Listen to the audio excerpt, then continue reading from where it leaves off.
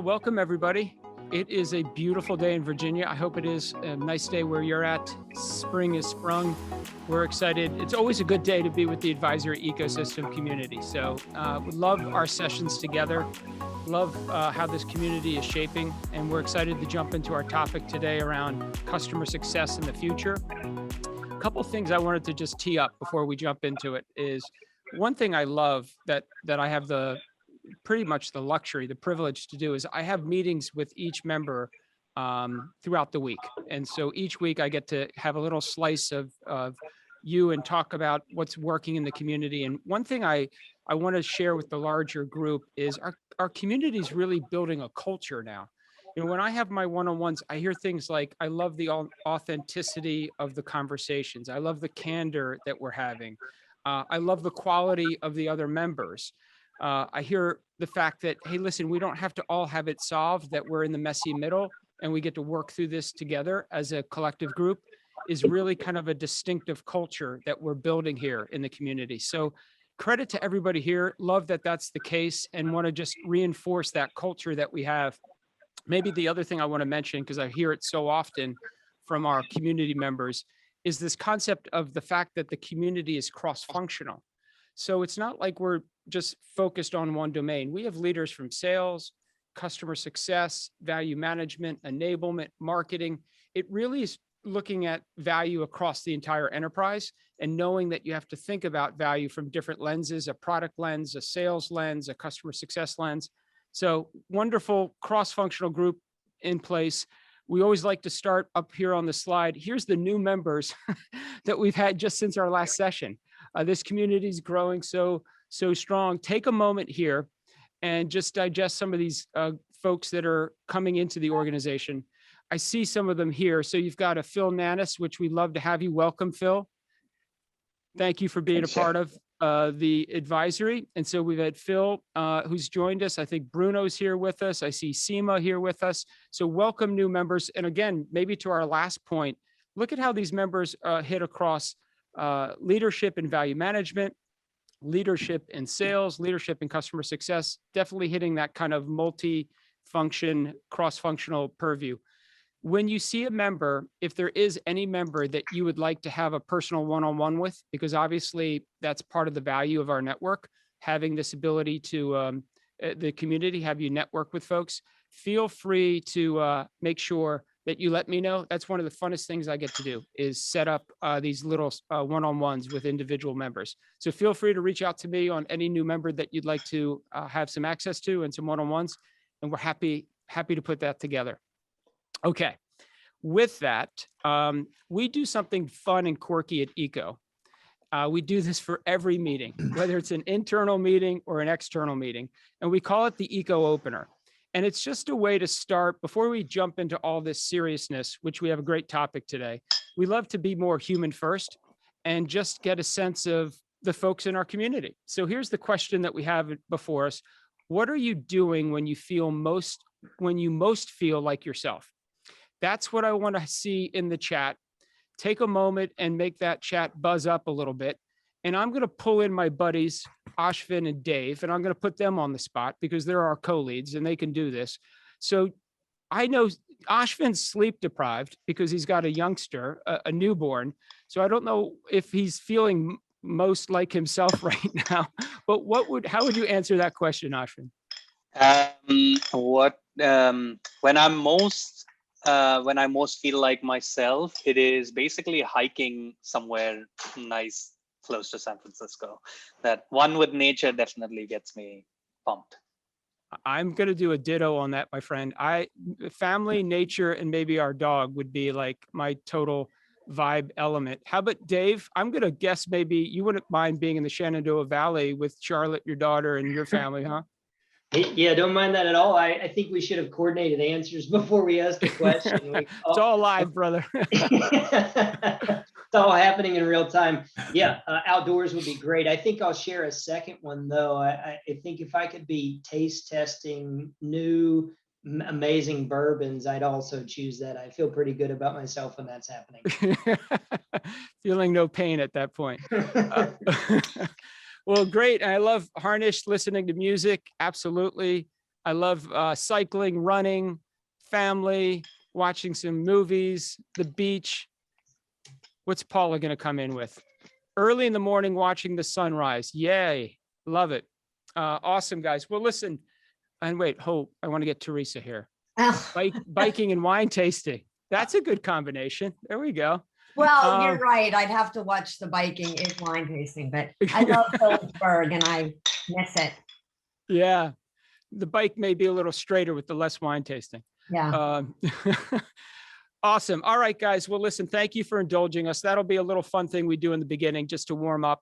But let's get into the heart of the matter, which is our agenda for today. And this is not an interesting topic. Nobody's talking about net revenue retention or net dollar retention, NDR, NRR. It's a buzz everywhere. In fact, I think Gainsight created an NDR TV show. So it is so popular right now. I know much of you have talked to us about what is this metric? What does it really mean? How do we think about it? So we're going to dive into it. We're going to get into it like we always do, very authentic, very candid. Know that throughout this session, we're going to do a lot of polling, which I love. We're going to get the collective wisdom of this community, 60 plus world-class brands and 125 plus leaders. So we're going to talk about this metric that matters, NDR or NRR. We're going to talk about key strategies to go increase our net revenue retention or our net dollar retention. And we're just going to have a good session like we always do. So that's the agenda. I'm going to pull it over to our track chair, our fearless leader, Dave Coker, to kind of lead us away. For all those that don't know Dave, Dave is a track chair with the advisory and he's vice president of customer success at Metadata Solutions. A wonderful person, very thought-provoking, and he's going to lead us through our session today. Thanks, Chad. Great to be here. Excited to see you all. Some new faces, some existing faces.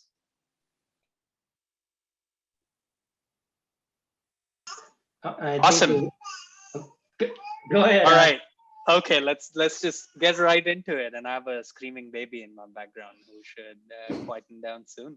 All right. So like one thing that is always helpful is companies have very different definitions of what net revenue retention or net dollar retention look like. So we are trying to at least speak the same language, use the same methodology to compare things. And so we said the definition is basically, again, not rocket science, not surprising to most of you, but it's basically revenue at the start. So start with the same cohort of customers at the beginning of the year, all the upgrades that cohort sees, downgrades that cohort sees, and churn that cohort sees, divided by the revenue at the start. That's how you define net revenue retention. So it doesn't include new logos and additions throughout the year.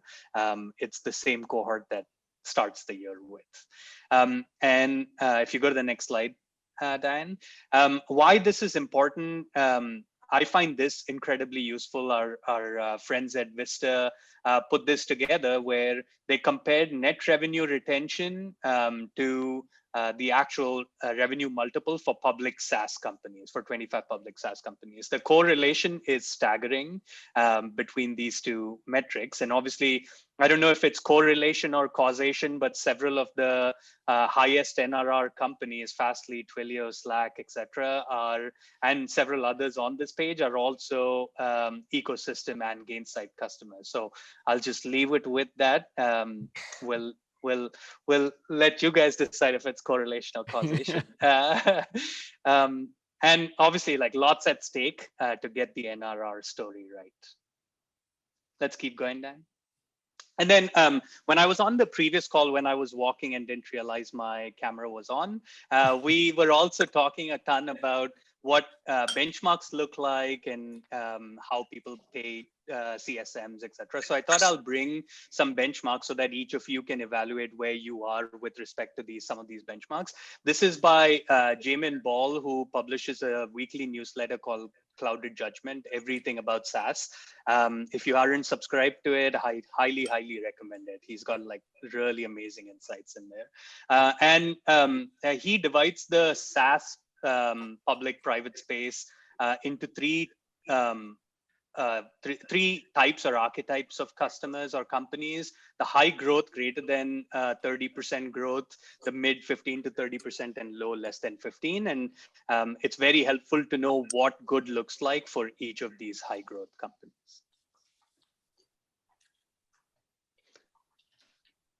Boom. We thought we'd make it interactive a little bit. So Dave. Yeah. So we're going to pop up a poll here in just a second. We want to get a sense for some of what's happening in the chat already by the nature of who you all are sharing with the group here. But we've got a poll that's going to come up and ask, what are you responsible for? Net revenue retention, gross revenue retention, neither of these, something other? Please feel free to share it in the chat. So we'll take a moment to give answers and see what happens.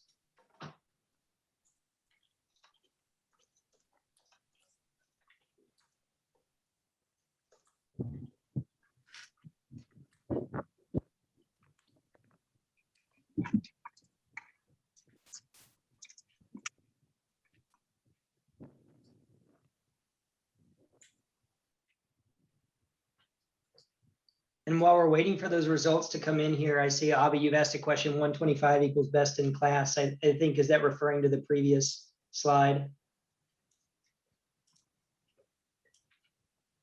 Abhi, on that previous slide, that is the median for the high growth companies. But on the previous slide, like there are companies in the 138, 140% plus range as well.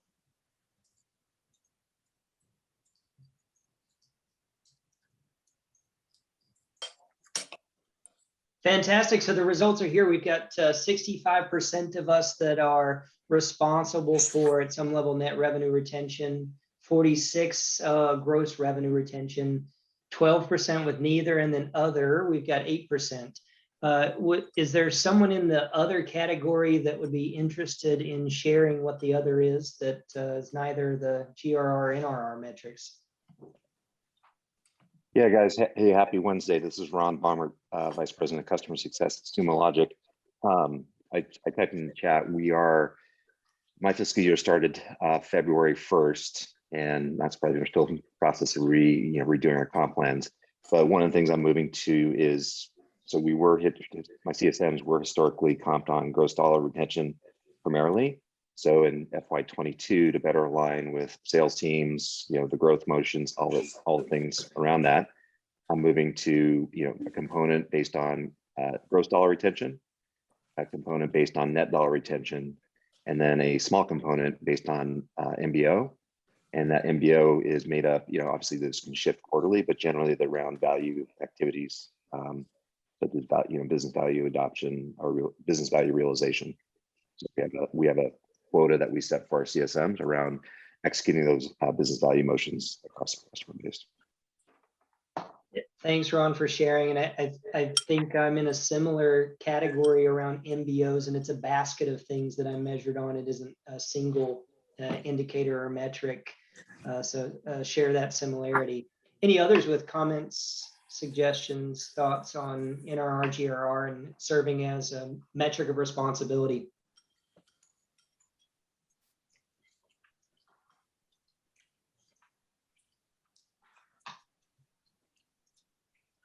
I'll just call out, Dave, that if, like, again, not scientific, but when I was speaking to CS leaders in the community even 2 or 3 years back, no one was thinking about expansion or net revenue retention unless you didn't have a gross revenue retention problem, like churn problem. But it's awesome to see it flip, which is good for us as a business, us meaning the CS community. One comment, and then I guess a question for you, Ashton, just based on the cohort slide that you flashed up. One of the things I'm potentially looking at for my next fiscal year is adding in a net logo component, maybe in the, especially for my auto segment or my touch test segment. So there is a component I'm looking to either add or replace something else with. Regarding the cohorts and establishing net dollar, I totally get the annual, the cohorts annually.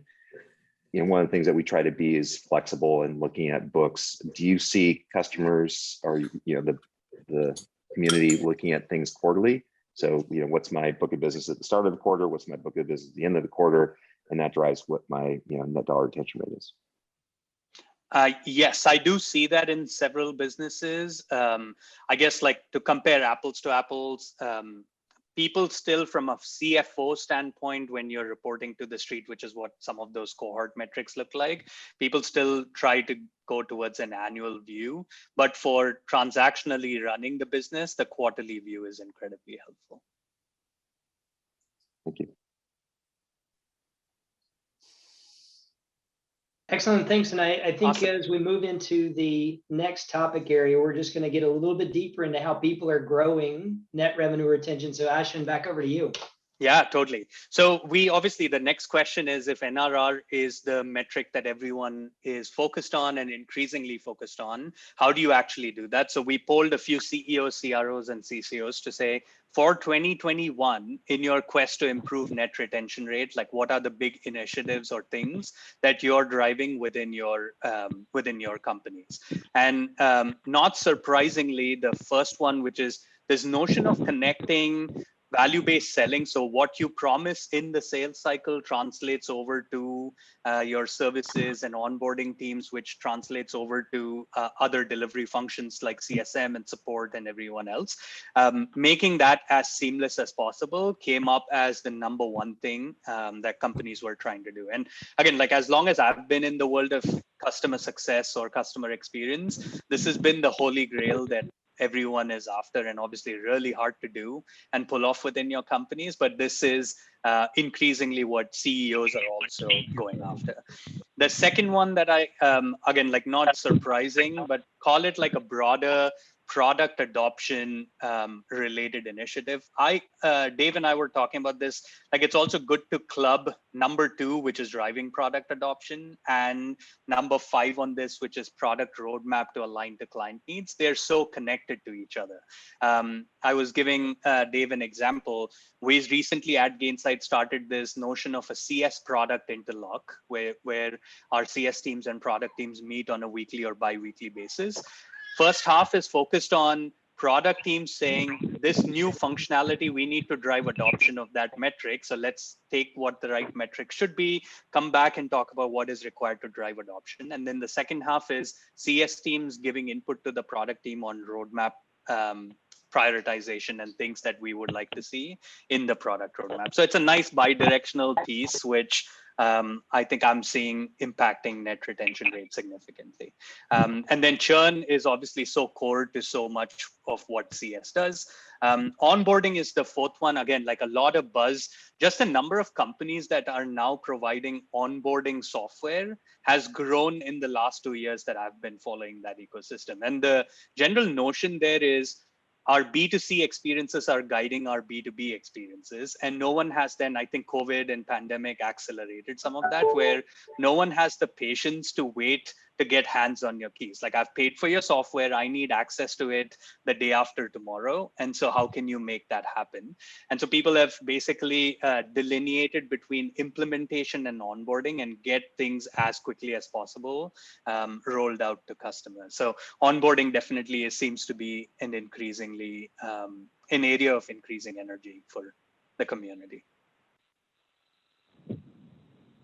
Thanks, Ashwin. And also thanks again for highlighting that example. What I love about the bi-directional is so often, and I'm a victim of this as well, we end up, for better or worse, presenting bad news or presenting information about how another function isn't doing something as well as they could be or should be.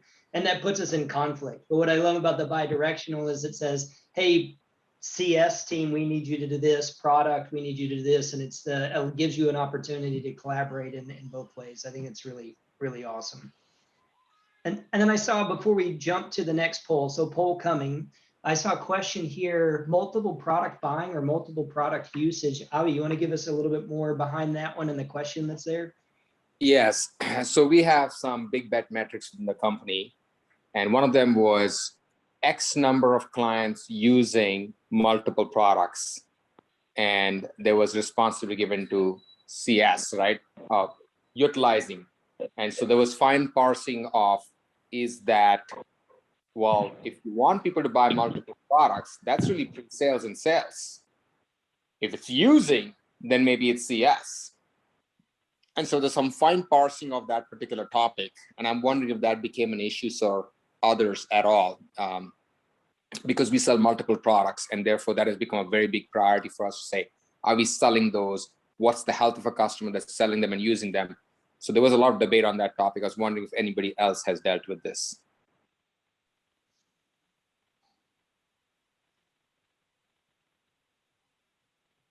David, feel free to jump in.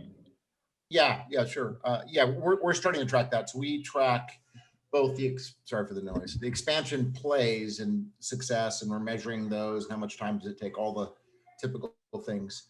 But we're now also measuring stages per customer. So they're not necessarily independently bought modules. They're included, but we want to increase the adoption across multiple stages as a key part of our go-to-market strategy.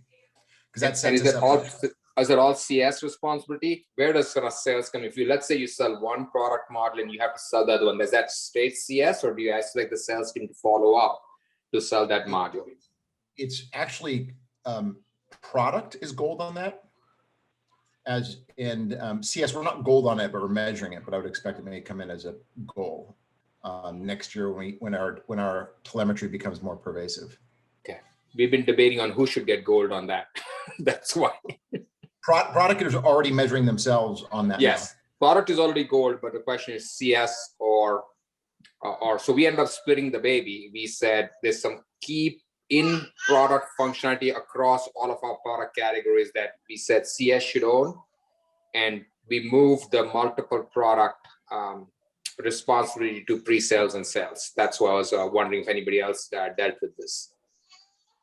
Yeah, I did that in my previous company, Abhi, where we had an upgrade, if you will, within a certain product as far as adding volume or additional licenses, et cetera. That was a CS motion, but cross-selling in other products and expanding in other lines of business was handled by sales. So I'm not doing that in my current world based on our model, but that was something I did previously. Got it. And there was I'll plus one what David said, and you were saying, Abhi, with product and CS. An interesting why or the path that we took to this cause at Gainsight was product managers were being measured on percentage of customers adopting the feature or product that they roll out. CSMs were being measured on adoption across all customers, across all products.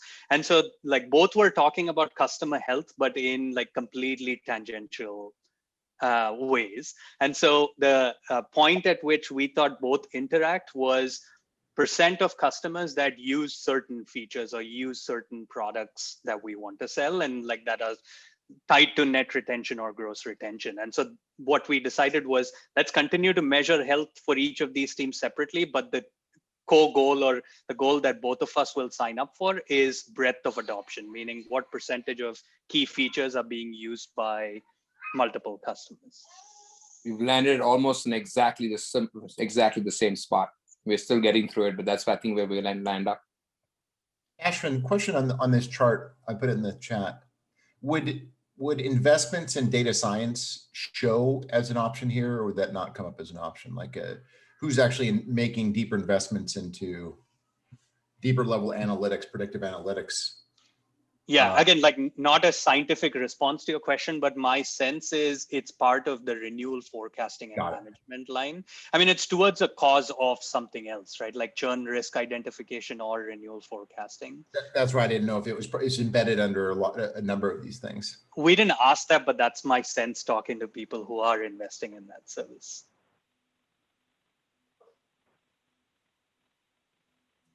All righty, so let's stick with the science theme here. We'll pull up the next poll, give you all a chance to identify those things that you would put at the top of your list for way to grow NRR. Give us a chance for everybody to fill in the poll.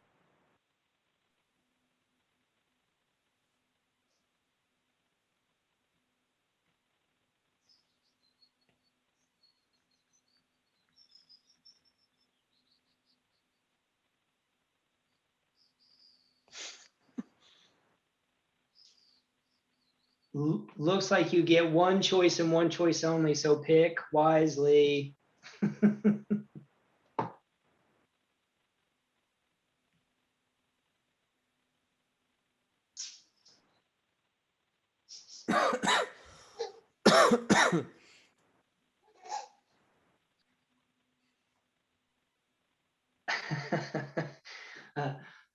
All righty, here we go. Value-based selling. So we had an alignment between the read on the slide and then what's here with it at the top of the list. Secondarily, driving product adoption.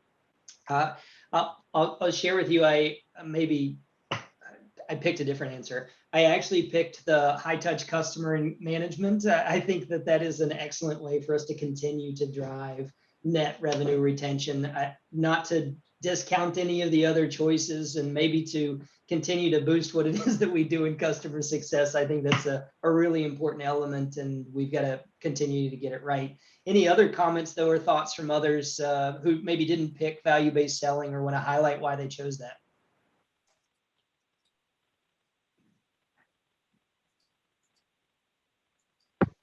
Hey, I'd love to get Phil. I love Phil's little equation there.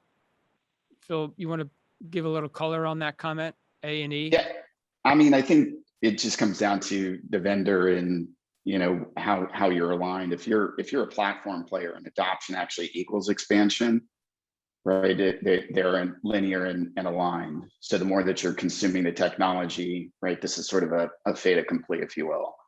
If you're, you know, more license or user based, I certainly think then, you know, value-based selling and delivery, driving product adoption, that makes sense. But I could see certainly a scenario if you're in a platform, adoption would be king or queen. Yeah, this is Fran Cardacci from ADP. I actually agree with that, Phil. I think, you know, the change becomes harder the more adoption that there is, and the competition becomes less attractive because you've more than likely hit on multiple measurable outcomes for the client. And so that feels more in the wheelhouse of customer success, in my opinion. So I agree with you. Thanks, Fran. Any others with comments, questions, thoughts? No, I was just surprised professional services, even packaged service offerings, as a means to an end.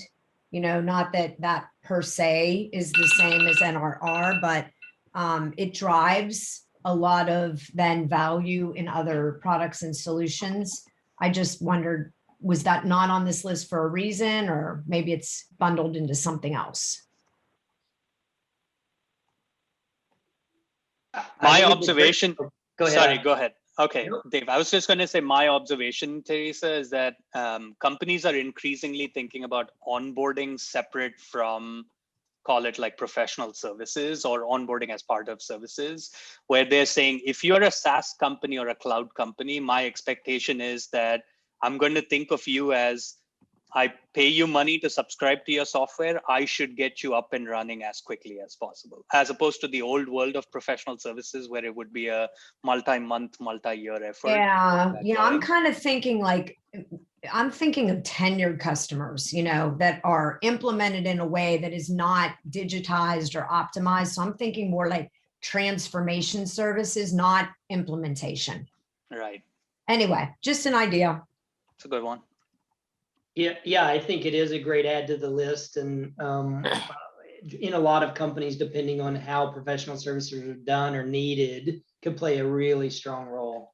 Yeah, I'll give a +1 to Teresa on that one. That is a active discussion at Qualtrics, because it's not implementation so much as advisory, because the practices when you're trying to understand what's the state of your customer sentiment is, what the state of your overall customer health is.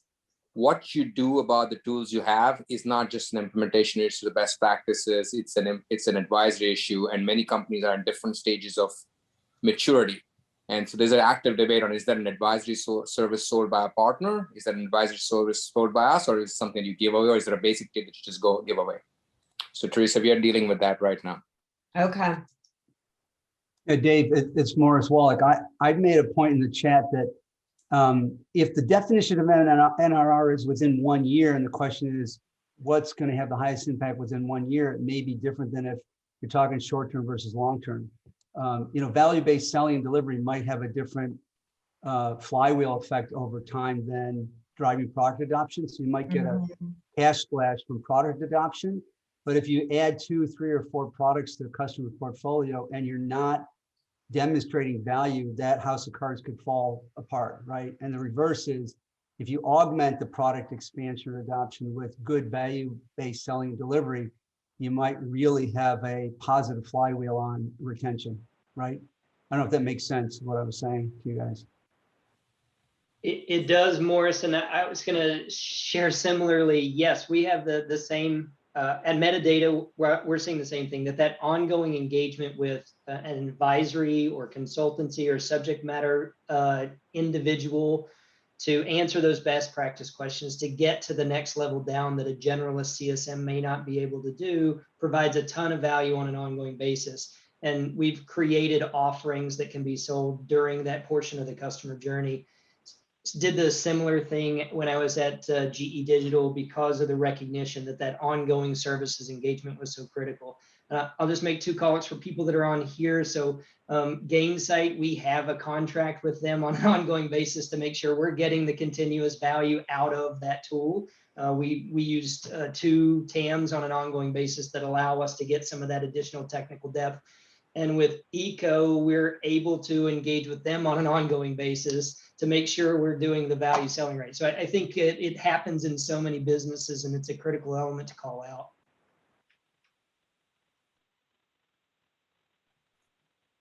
All righty, thanks everybody. Great discussion so far. What we wanted to do next is get a little bit deeper into the discussion on value-based selling. And I think we may have gone backwards instead of forward, but we can just keep going. Yeah, so key strategies to drive NRR. The first one, value-based selling and delivery. There is some additional detail. Ashwin, I'll turn it back over to you to take us into that. Yeah, let's do it. Awesome. Cool. So again, like this general notion of what you promise in the sales cycle moves over to professional services or onboarding and then to the CSM. And so like, how do you capture that in the right way? Several of you probably have like value engineering or value consulting services if you're a large enterprise.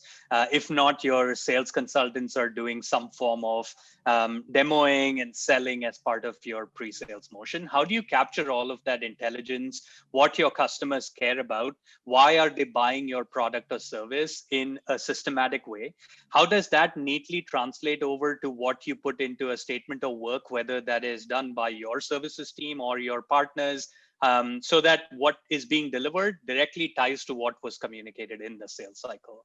And then the third leg of that stool would be to say, now that we've, of the 3 things you wanted, one of those was delivered in the services engagement, but you still have 2 left to do. So how do we engage on those 2 and don't come back and ask you exactly why you bought our product or service? So how does that end-to-end process be as seamless as possible? Like that's the goal that several companies are after. If you go to the next slide, Diane.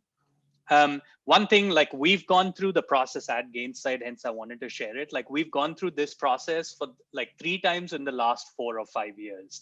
The toughest thing was not to convince sales or change management of sales and services and CSM to think about this new way of selling and delivery, but actually the toughest thing was aligning across the company for what the small menu of outcomes would be that we can consistently and measurably deliver to our customers. Going through the motion of identifying and agreeing on that piece has been like the toughest thing to do and a huge learning across the company. When we started this process about 4 years back, we had about 30 or 35 outcomes that we thought we can deliver to customers. Then we quickly shortlisted that over the next couple of years to 16 things, which we call as the elements of customer success. And 16 is still a lot for sales teams to grok, for CS teams to deliver on an ongoing basis. And so now over time, we've agreed that these 6 things are what we should be delivering, and we can measure against them. So it's been an evolutionary process, but I don't think we could have shortcutted that process in any way. So if you all already have it, kudos. If not, aligning across the company on the metrics that and outcomes that your customers buy when they buy your product or service is a huge step number one.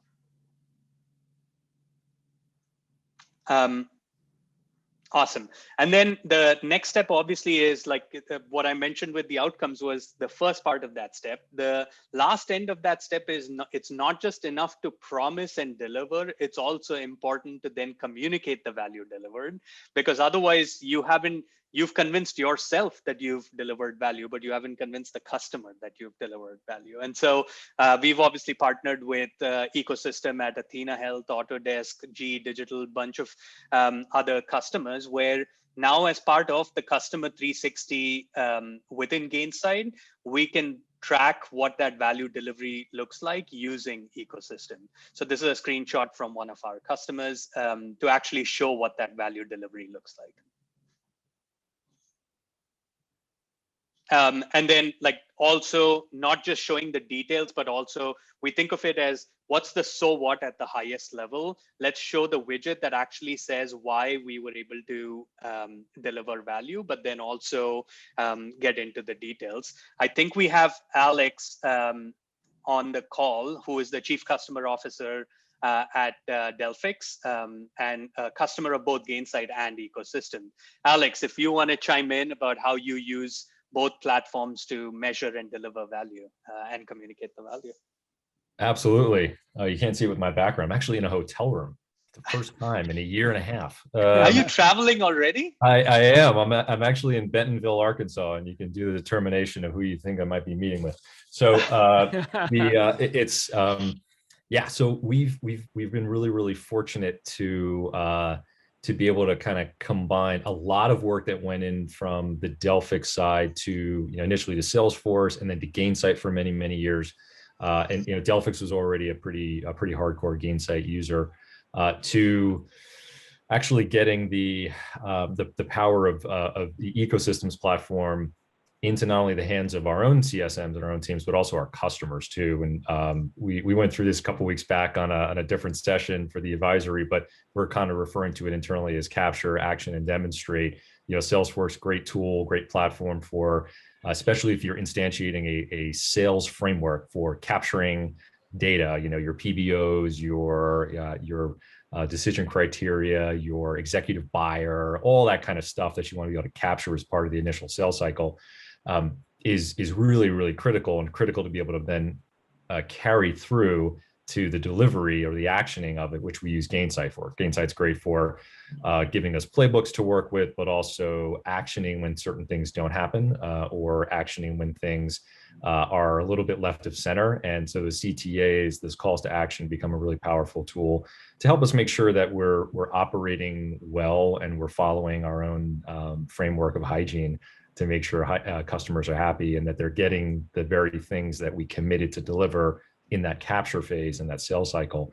What the ecosystems platform allowed us to do is be able to assign very easily, and that's an important point. It did not take months and years to set up, right? It was very easily assign metrics to PBOs, and then to be able to measure that over the course of time, not only showing it in things like slides and presentation, but the customers themselves could log in from their side. And so it made our monthly touch points and eventually even like executive briefings more rich in being able to, one, take credit for all the things that we had been able to deliver. Number two, give kudos to our champions in sort of the delivery and the achievement of the goals that we set out in the beginning. And then three, give us the opportunity to course correct if something was off, like did we not get a metric right? Did we put the wrong kind of goals in place? And also ask for help, right? So if we're not making as much progress as we should have been by this point, why? And we don't wait for the quarterly business review or the twice a year executive briefing to bring that up. We use it as a way to kind of, continuously improve along the way rather than wait for big bang events. So yeah, I'll pause there. Hopefully that all makes sense.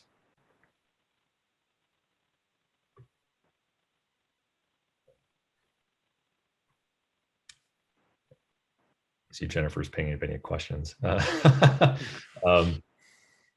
It's and just to give just to point out the bullet points there. So we've got a framework that that I've been using for a couple of different companies that we're leveraging at Delphix as well, and that is to make sure that we carry through kind of this heuristic of what made a customer deal a successful deal to begin with, and then tracking where there are kind of breaks or fissures in that initially perfect profile when the customer did the deal to begin with, in order to maintain the health of that customer. So if there's an EB change, that's a call to action. If there is a PBO misalignment, that is a call to action. If champions disappear, these become calls to action because they affect the ability to be able to successfully run and negotiate that secondary and tertiary deal. So it really makes the actioning components in Gainsight much more specific to what true account health should be, at least in our eyes. And then the sort of the iterative and continuous touch point that the ecosystems platform allows us to do keeps everything kind of relevant without it being, a diatribe or the Gettysburg Address every time you're trying to get in front of the customer and talk about a million things. Let's keep it crisp. Let's keep it at the right altitude and executive level capture. And yeah, we found it's a much easier way for us to help customers adopt the full value of our technology. So if you have technology that requires you to work with maybe different groups within a customer, like an infra group and an ops group and a line of business and an executive over that line of business, it's a great way to get everyone oriented on the same value positioning. And if your expansion plans rely on being able to bridge those chasms, this is a great way to do it without it being, again, the Gettysburg Address and spending hours and hours and hours and days, which nobody has now anyway. Alex, we have a question in the chat from Paula. And Paula, you can just unmute and ask Alex. Hi, Alex. I was wondering, I see you have positive business outcomes. It looks like where you're capturing them in Salesforce. Yeah. Is that your sales team that is capturing them, the CS team, or both? And then are you tying those into Gainsight to track?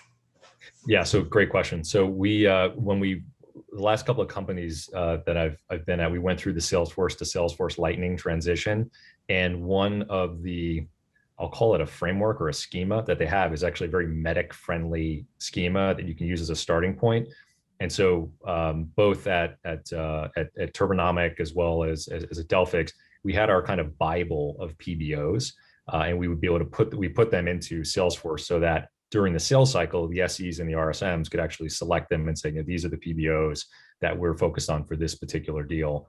And yes, they are handed off in Gainsight because our CSMs and our onboarding teams need to be aware of what that first set of PBOs are. And what we've now done is that as it goes into Gainsight as part of the playbook and the PBOs captured as an outcome, it also goes into ecosystems for a measurement. So it's like this PBO is measured by this metric, and here's where we are so far.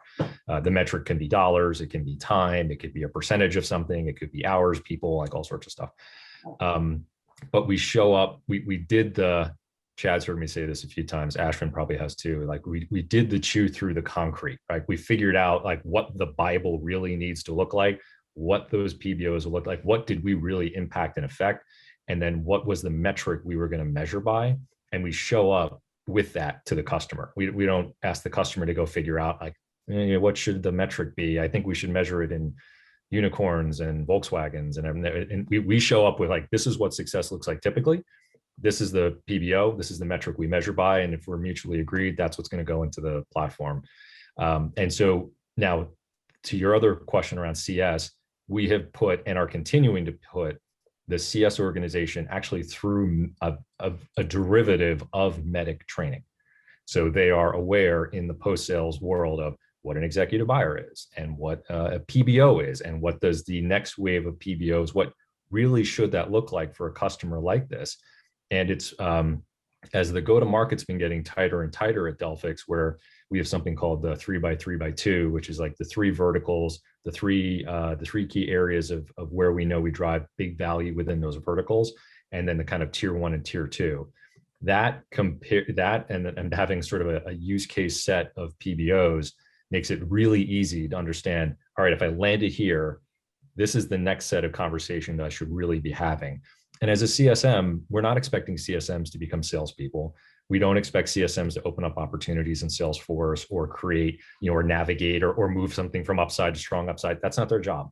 But they should be aware of what the secondary, tertiary deal might look like and what conversations they should be having in order to help let the RSM know, where the customer is interested or where there potentially could be a follow-on opportunity. This is Alex, fantastic, Alex. How long did it take you to get this trifecta of amazingness pulled together?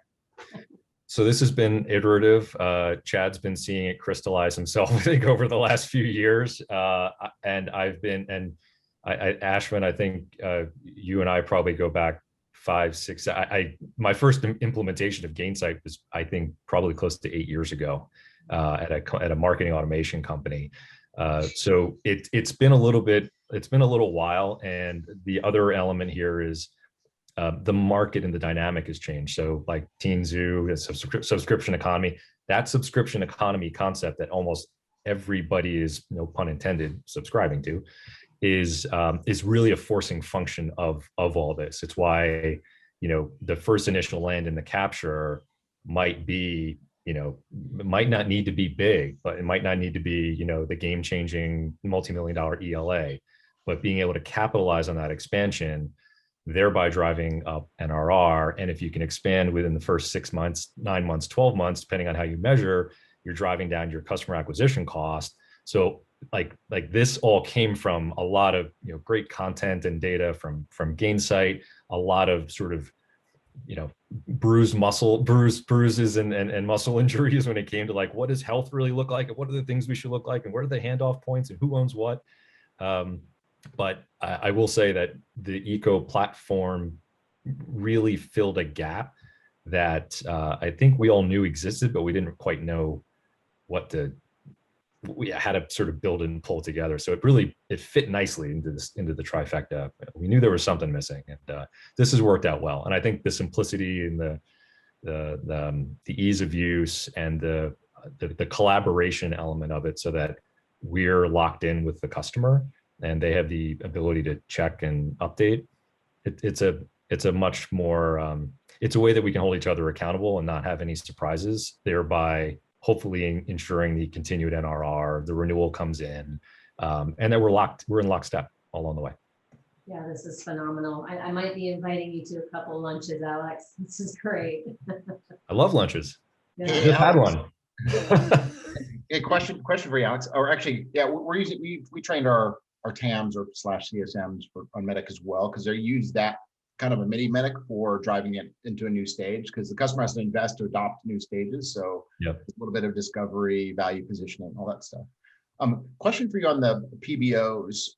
I've always been a little concerned about having like templatized PBOs, because then the rep will just kind of get enough to the answer to figure out which one and to select it. Have you seen any issues like that? And if you had, did you manage it? How did you see any of those issues?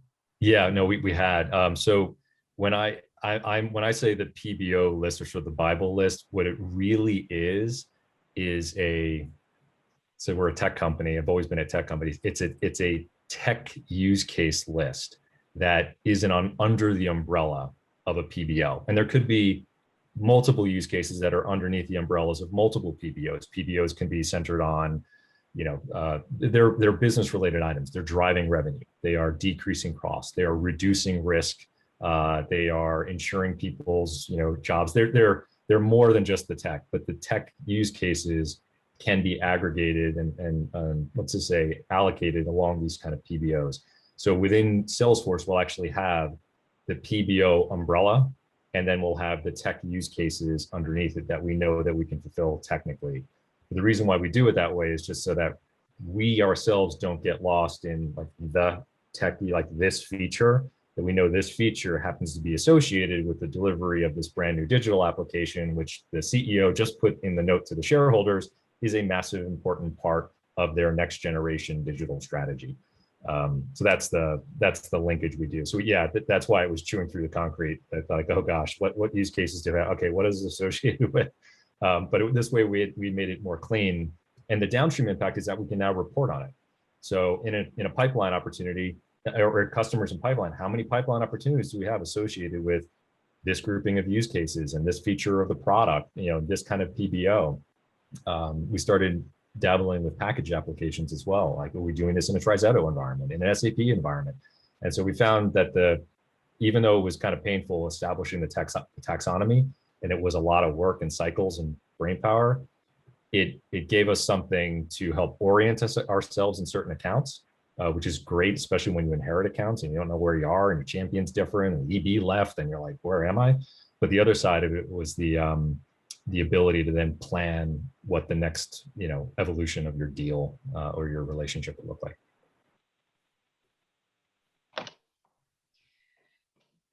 Alex, this has been fantastic. I hope you're seeing some of the comments that are coming through, just a lot of positivity around what you all have been able to do. It really is quite impressive. I think that the amount of work that goes into doing something like this can't be said enough, that it isn't just about technology and it isn't just about defining the process. It's almost as much getting the people to say, yeah, we're going to go do this, and everybody lining up. And that's really hard. So congratulations. Thank you. Yeah. Been fun. I'm sure that it has. And so excited that you're getting to travel. As we start to come to the close of the call today, we've gone through a lot. We talked about a very specific metric, NRR, and the importance that it has for us in our jobs. We talked about the ways in which we might be able to drive value around those. And I'd love to hear from you. What did you all take from the call today? What are you going to think about doing differently this week, this month, this year that you might have heard here today? Any offerings from folks, things you might do differently or continue to do more of? Yeah, this is Ron with Sumo again. So two things. One, great stuff, guys. Really appreciate the discussion and thought leadership here. One is, good news is kind of validating that heading down the right path. Obviously, we all spent a bunch of time talking with our colleagues in the industry, so wasn't worried I was going to be too far off the rails. But things we talked about today, as far especially around net dollar retention or net revenue retention, validate that. I think the other thing, just validating, and James Kistler from Sumo is also on the phone.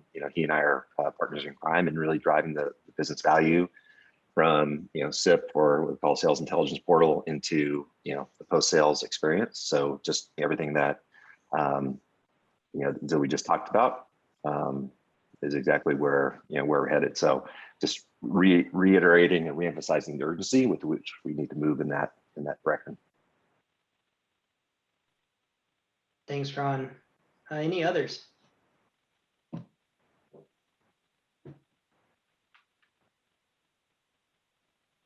Well, before I hand it back over to Chad, then I'll just close by saying I get so invigorated by these conversations. There's so much we learn and hear about that's happening, but then I also get a little bit like, oh shit, I've got to go do more faster. And I imagine there may be others on the call that are feeling the same way, but I think at the beginning, Chad, you introduced it by saying we're all sort of in that messy middle, and we're getting to hear people that are pulling ahead and sharing. And I thank so much. Thank you all so much for sharing and being willing to do that, and appreciate, Chad, the opportunity for us to get together. Ashvin, thanks for sharing what was happening within Gainsight and some of the research that's coming out of your new relationship with Vista. So with that, thanks everybody. Chad, let me turn it back over to you. Thank you, guys. Can everyone hear me okay? Yep. Okay, super. What a terrific session. Alex, thanks a bunch, buddy. I love how you're so transparent in the leadership progressiveness you're doing. Love the engagement. Ashvin, Dave, thank you for leading our session. And for the members, this is what we do. We get after it together, and we learn together, and we take some nuggets back into our own companies. Speaking of kind of taking some nuggets and applying them within our company, a couple of announcements I just want to share with the group before we close off. And one of them is up here on the screen. There's going to be a really strong session. Dave's going to lead it with Mary Catherine Plunkett, who's the Senior Director of Success Portfolio at Autodesk, around this elements of value, B2B elements of value. Bain is one of our charter members, and they've put forward this very kind of holistic way of looking at value. So feel free to get curious on that. That's an upcoming session. And then also coming up, and we'll get you all the dates for this as well, we're going to have a really interesting session with Eric Ranta, who runs the cloud value practice in the Americas for Google, and Doug May, who's Vice President of Global Value Acceleration at Databricks, and talking about this concept of embedding value into your DNA. How does that look from a product, from a sales motion, to a marketing motion, to a customer success motion? How do we have that become that steel cable that lines across all those different functions? So be on the lookout for dates on that session coming up. And then maybe just in terms of kind of review, all of you have access to the platform. Please let us know, make sure that you're talking to Kasha about how you can take your access and leverage it within some of the use cases that maybe Alex has shared or others have today. And then finally, as we come up just a couple minutes, we're really excited by this concept. Because of the growth of the community, we're actually going to now open up a new track. So one of the things we've heard from the members is they love the cross-functional nature. And we now feel like marketing is a key persona that needs to sit at the table around value. How do we message on value? How do we bring value back into the product? So we are actually setting up a new marketing track. And what we'd love to do is make sure that we've already gotten interest from CMOs that are going to be kind of net new. But the first thing we wanted to do is for all of our existing members, if you have a leader in marketing, maybe somebody who's very progressive in digital marketing, demand gen marketing, building out kind of buy-side models for customers to be able to work with on value. If you have a colleague in marketing that you think would really be beneficial to this value discussion, please let Kasha know. We'll make sure we reach out to them directly because this track is going to be forming pretty quickly and we want to start from our members out going forward. So that's a call to action and something to look forward to going forward. So with that, we wish hey guys, we did this right on the hour. Maybe if I delay a couple seconds, it'll go right to the but I'll save you all that and just say a wonderful session. Enjoyed it. We finished on time. Grateful for everybody in this community. Let's keep the dialogue going. Also know some more innovations on their way. We're going to be building a Slack channel for everybody to communicate in between sessions. So really just fostering our culture of transparency and authenticity and building out this community together. So thanks everyone. Talk to you soon.